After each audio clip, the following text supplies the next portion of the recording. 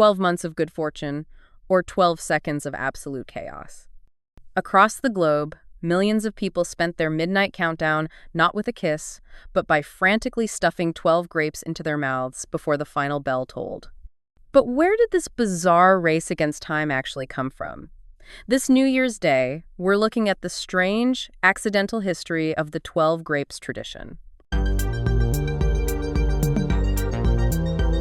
Welcome to the Factatorium podcast, where we talk about the most fascinating and the weirdest stuff in the world around us. I'm Ken. And I'm Jamie. Come hang out with us. Okay, let's unpack this. We are diving headfirst into the new year, and I mean that quite literally. Forget your champagne toast for a second. Forget those resolutions you're probably going to forget by like mid-January. I want you to get this picture in your head. The clock is ticking down in Madrid's Puerta del Sol, and you have thousands of people and millions more watching at home all over the world in this like frantic 12-second race against time. And what they're doing is stuffing grapes into their mouths. One grape per chime for 12 seconds. It is pure, chaotic, high-stakes tradition.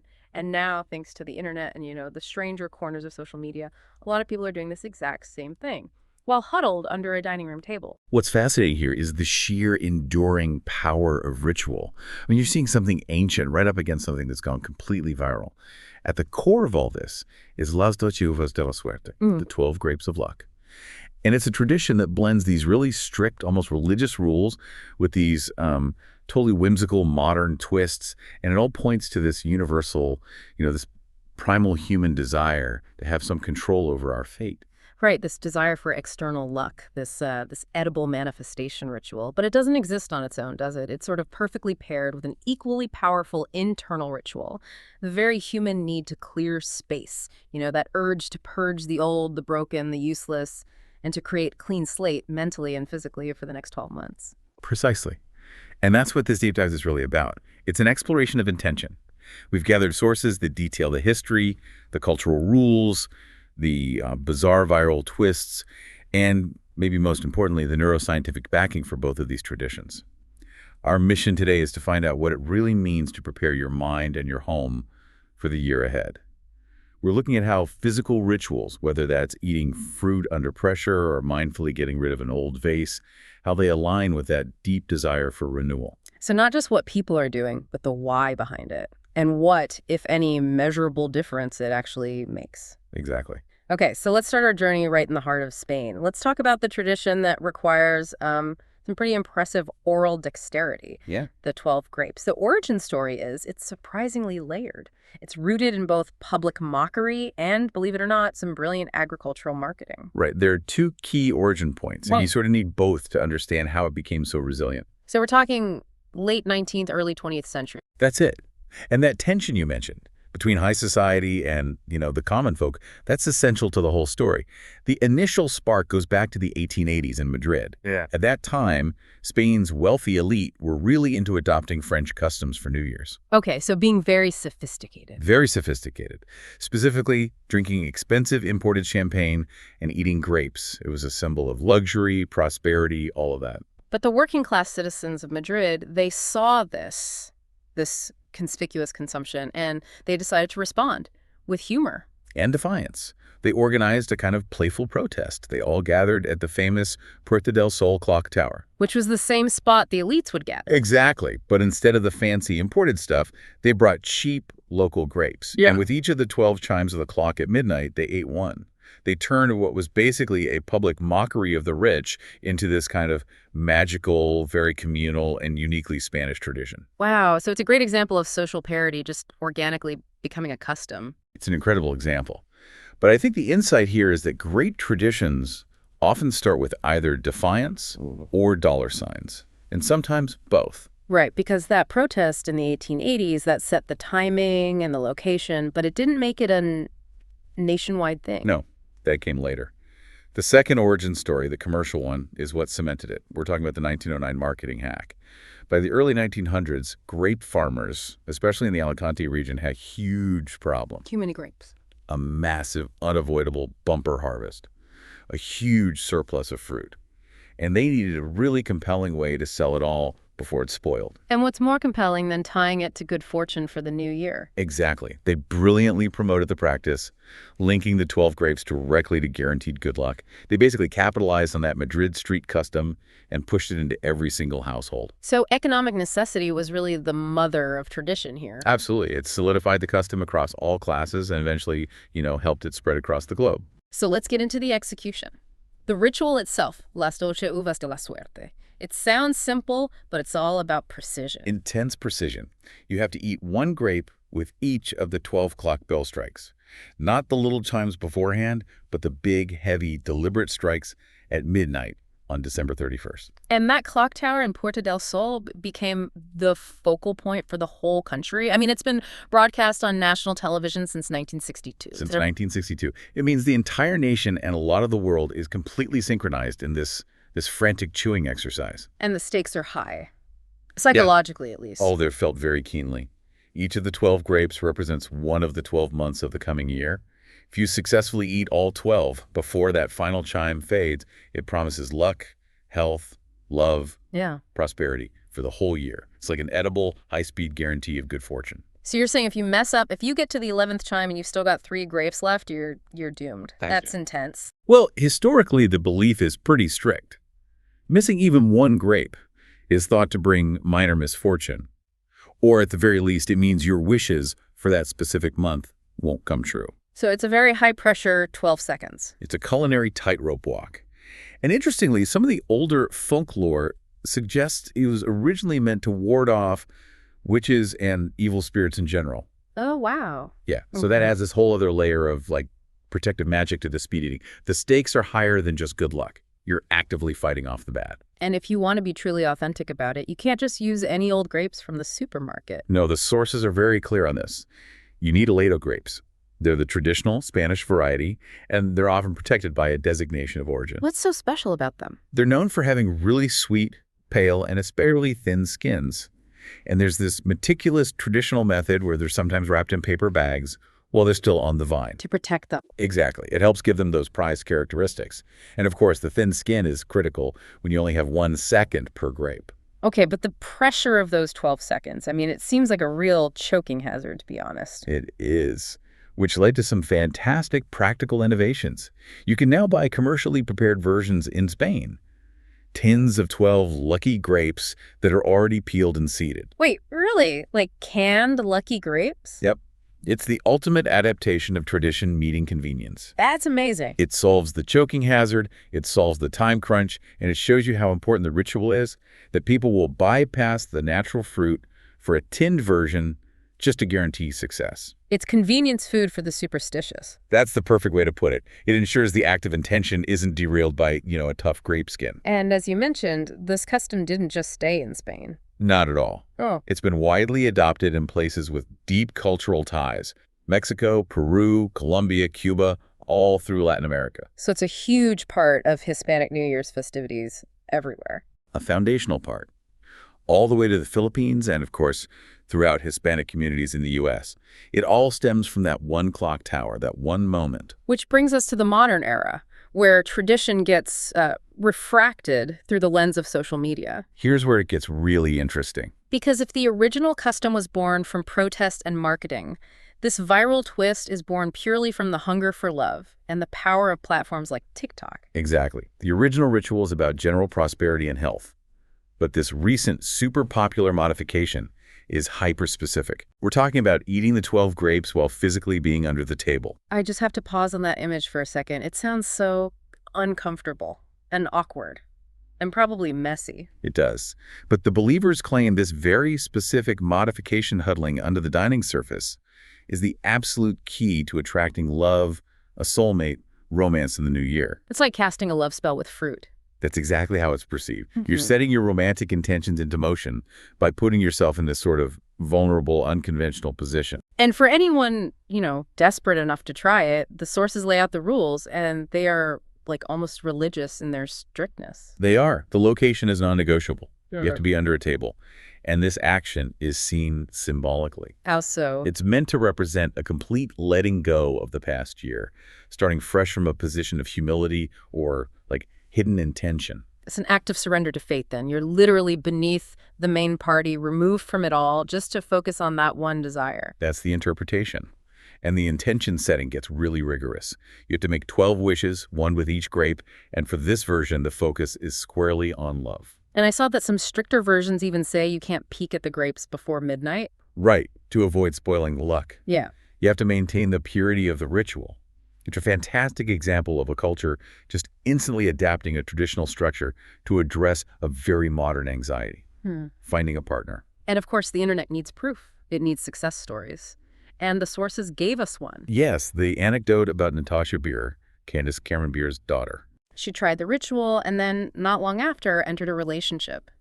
And that story just reinforces that powerful idea that sometimes all it takes is a simple wish. A little faith and the magic of the new year. That deeply human desire for a neat, magical intervention is so powerful, and it's what drives these trends. But it's important to remind you, the listener, that while this viral trend is all about love, the intentions can be much broader, right? Absolutely. You can draw back to the original tradition, focus on finances, career goals, health, whatever you want. The power is in setting 12 distinct goals, not necessarily the subject matter.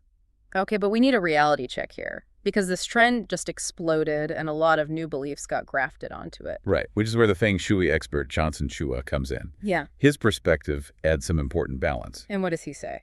He says, quite clearly, that this specific under-the-table practice has zero historical basis in formal Feng Shui. So they're two completely separate traditions. Completely separate. Feng Shui is about managing energy and attracting good symbols in your environment. He gives some wonderfully pragmatic advice, basically.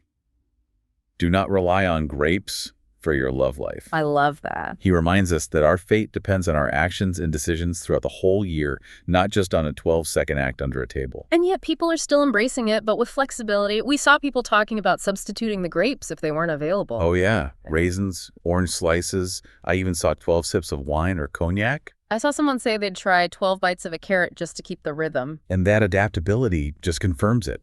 The physical fruit is secondary. It's about the ceremonial timing and the focused, intentional commitment to the next 12 months. The structure is the magic, not the material itself. And this desire for ritualized luck, it's clearly a global thing. It's a deeply human pattern. Maybe we should contextualize the grapes with some other New Year's superstitions. Definitely. There are so many traditions designed to manipulate fate.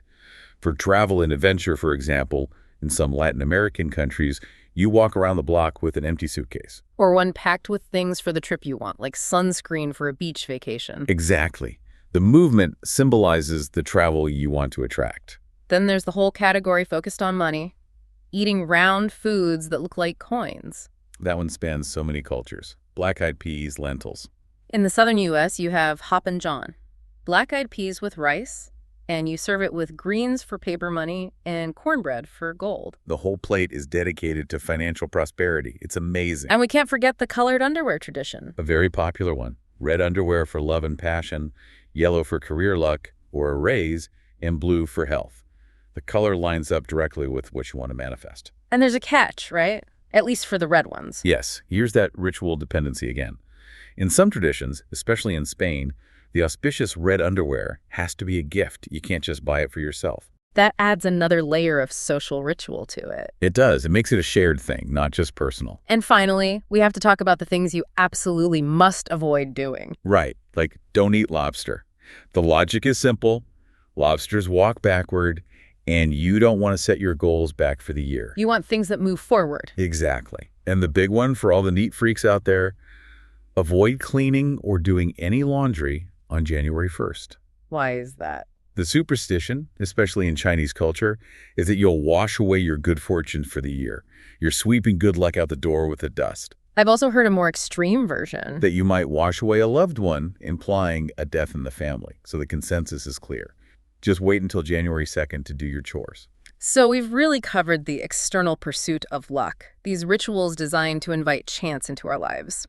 Now let's pivot and ask the big question. So what does this all mean when we compare the whimsical chance of the grapes to the hard science of environmental control? This is the shift. We're going from external magic to internal well-being. And there's a really sharp, powerful parallel here. If the 12 grapes promise 12 months of chance-based luck, the act of clearing your home promises 12 focused steps toward a better, more functional mental state. We're moving from folklore to cortisol. We all kind of intuitively feel stressed when our homes are messy, but there are studies that actually confirm this. It's a real cognitive drain. It is.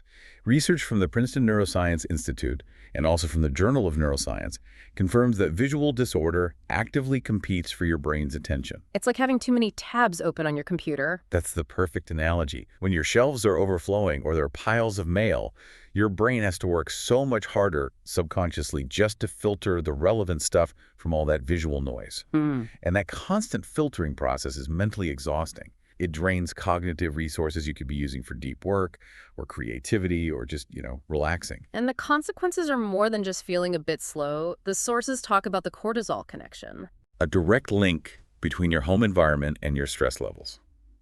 A study in the Personality and Social Psychology Bulletin found that people who describe their homes as cluttered or unfinished had consistently elevated cortisol levels all day long. And cortisol is the main stress hormone. The main one.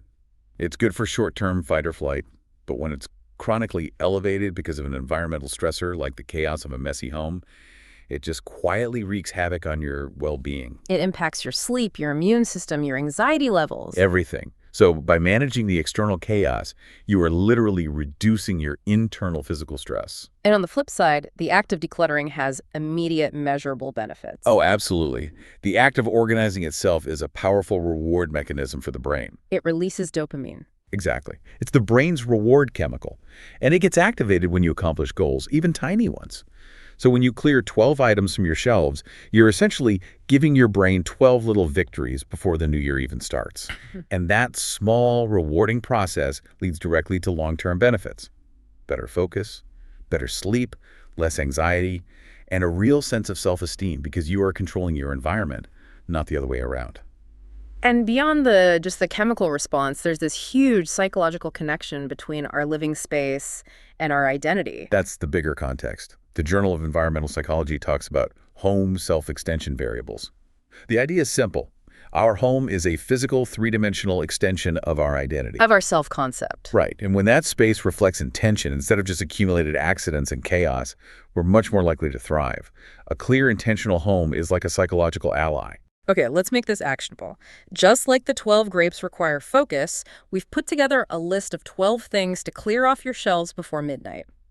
And this is meant to be a ceremonial act of release. We're going to explain the why behind getting rid of each item. And this list is about moving from unconscious accumulation to conscious intention. Using that number 12 makes the whole task feel manageable, not overwhelming. It turns it into a moment of reflection. Okay, item number 1. Books you will never reread. The goal here is just to free up that energy, pass them on so someone else can actually enjoy them. Keeping them is just letting past aspirations clutter your present. Number 2, decorative items that only collect dust. This goes right back to that idea of curation. True beauty requires intention. If an item does nothing but gather dust, it's literally increasing your cognitive load by creating work without offering any real value. I feel that one. Number 3, broken photo frames. This is so important for your mental health. Your memories deserve a worthy display.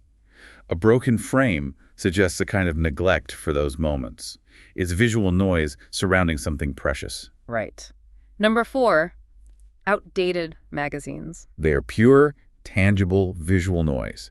Yesterday's trends, yesterday's news. They cannot inspire tomorrow. They've passed their expiration date. Get them out. Number 5, duplicate vases or containers. This is about eliminating redundancy. You only need a few functional items. One beautiful statement piece will always outshine a cluttered collection of multiples. Okay, number 6 is a big one, psychologically. Gifts kept only from obligation. This is about releasing a mental and emotional burden. Gratitude exists in the moment you receive the gift, not in the object itself collecting dust for years. You can honor the person without harboring the item. Number 7, dead or artificial plants. Get rid of them. Dead plants symbolize stagnation. Artificial plants just collect dust and offer none of the benefits of living greenery. Make room for life. Number 8, old electronics and all those mystery cables. Ugh, yes. Technology moves forward, and your shelves should too. That tangle of cables is just a physical manifestation of stagnant, unresolved tech history. It's a source of low-grade anxiety. Number 9, Souvenirs that hold no real joy. Your travel memories live in your heart, not in some cheap trinket. If a souvenir doesn't immediately make you happy, it's just clutter. Keep only the few that tell a vivid story. This next one, number 10, is often the hardest for people. Inherited items you secretly dislike. This requires a big shift in perspective. You honor your ancestors by living your own life fully and intentionally, not by cluttering your present with things that bring you no pleasure. You can respect the memory without keeping the object. Number 11, collections that have become overwhelming. The key word here is to curate, not just accumulate. If a collection has grown so large that it's now a source of stress, it needs ruthless editing. Keep only the best pieces that truly define it. And finally, number 12, the ultimate litmus test, anything that makes you sigh. That's it. If an item actively creates a negative or tired feeling when you look at it, it has to go. Your home should energize you, not exhaust you. And this brings us to the philosophy of what comes next. Once you've cleared that space, the goal isn't just stark minimalism. No, the goal is intentionality. The things that remain have to hold real value. And the sources brought up the master craftsman Sam Malouf. Right, the Smithsonian called him America's most renowned contemporary furniture craftsman. And he believed that furniture should have a soul, that a functional piece, like a shelf, deserves the same reverence as a fine sculpture. The moment you clear out those 12 pieces of clutter, you're forced to be intentional about what fills that space, or what you truly see there for the first time. And that intentionality can lead you towards bespoke solutions. The source material highlights things like custom bookcases or coffee tables, transforming necessary storage into a statement piece. So instead of forcing your unique book collection into some standard one-size-fits-all shelf, a custom piece celebrates its character. Exactly. And the materiality matters so much here. Artisans often work with premium materials like poplar burl or walnut burl veneers. The reason a material like burl is so special is that the swirling grain patterns are completely unique. They tell the story of the tree's life. So when you choose a material with a one-of-a-kind pattern, you're not just buying furniture. You're performing an act of self-expression. You're choosing objects that are as unique and intentional as the identity you want to project in the new year. It transforms furnishing your home into an act of mindful curation. But the challenge is making this last. How do we stop this from just being another New Year's resolution that's gone by February? By turning it into its own ceremony. We suggest adopting the 12 things ritual monthly, or maybe seasonally. Don't wait a whole year for one huge purge. Make it a small, ongoing ceremony of reflection and release. And that continuous approach lines up perfectly with the research. Consistently curating your space ensures your home is always reflecting your intentional present identity, not just who you were last year. Okay, so we have completed our deep dive. We started by looking at the two very different approaches to the new year. Seeking external luck through the cultural ritual of the 12 grapes. Versus creating internal opportunity through the psychologically beneficial process of decluttering. The tradition of the grapes promises a specific outcome: luck, health, love. If you can complete the physical ritual in 12 chaotic seconds. It's about leveraging a fleeting moment of chance. But the psychological evidence offers a different, more stable kind of reward. Clearing clutter demonstrably lowers your chronic stress by reducing cortisol. It increases your feeling of control. Surrounding yourself with meaningful, beautifully crafted objects is something far more stable than luck. A home that truly reflects your best, most intentional identity and actively supports your well-being all year long. So as you gather with your friends and family and as you welcome the new year, we want to leave you with a final, provocative thought to mull over. Which kind of luck are you going to prioritize? The whimsical, fast-paced chance offered by the 12 grapes tradition, or the lasting well-being and clarity created by an intentional, curated space that works to support you every single day? Whether you find yourself frantically chewing under a table or mindfully curating your bookshelf, we wish you the very best. Feliz Año Nuevo and happy decluttering.